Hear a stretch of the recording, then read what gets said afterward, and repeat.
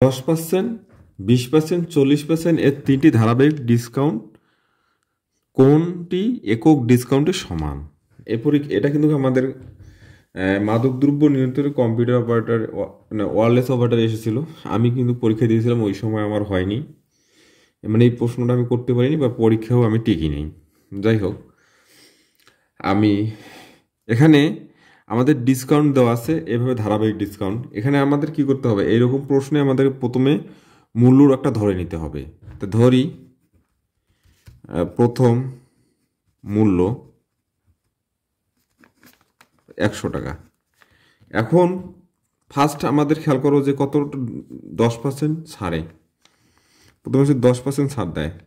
ছাড়ে হচ্ছে কি 100 থেকে 10 বাদ দেই, কত হচ্ছে 90 টাকা। এখন এই 90 টাকার উপর 20% ছাড়, তাহলে আমরা এখন 90 টাকার উপর 20% ছাড় মানে কি 20% ছাড় মানে কি 90 এর 20%, 20% মানে হচ্ছে কি 100 থেকে 20 বাদ, তার মানে হচ্ছে 80%। আমরা এখানে কি করবো 100 থেকে 20 বাদ দেব, তাহলে হচ্ছে কি 80, এই 80%। তাহলে 90 এর 80% উপরে 80 নিচে 100, তাহলে হচ্ছে দেখো কত,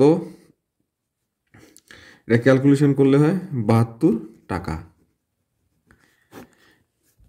এখন আবার প্রশ্ন বলা হচ্ছে কি 40%, এই 40% কত টাকা, এই 72 টাকার ওপর, 72 টাকার ওপর 40% মানে কি, তাহলে 40% মানে 100 থেকে 40 বাদ, তাহলে হচ্ছে 60। তাহলে আমরা লিখতে পারি যে 72 এর কত 60%। তাহলে এই 72 টাকার উপর আবার 60% কি ডিসকাউন্ট দিছে, তাহলে 72 এর 60% মানে উপরে 60 নিচে কত 100। তাহলে এটা ক্যালকুলেশন করলে আমাদের আসবে 43.2 টাকা। এখন তোমরা যেটা খেয়াল করবা যে এখানে আমাদের এটা কি, এইটা এবং এটা আমাদের ধারাবাহিক ডিসকাউন্ট করে আমাদের লাস্ট টাকাটা আসছে 43.2 টাকা। এখন আমাদের কিন্তু মূল্য তালিকা ছিল কত টাকা, 100 টাকা। প্রথম মূল্যটা ধরছিলাম 100 টাকা, 100 টাকার থেকে যদি আমরা এরা বাদ দেই তাহলে আমরা কিন্তু আমাদের এই একক ডিসকাউন্টটা পেয়ে যাব।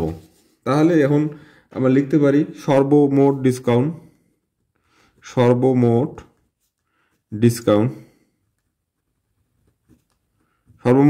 তাহলে 100 থেকে মাইনাস 43.2, ঠিক আছে। এটাকে বাদ দিলে হয় কত 56.8 টাকা।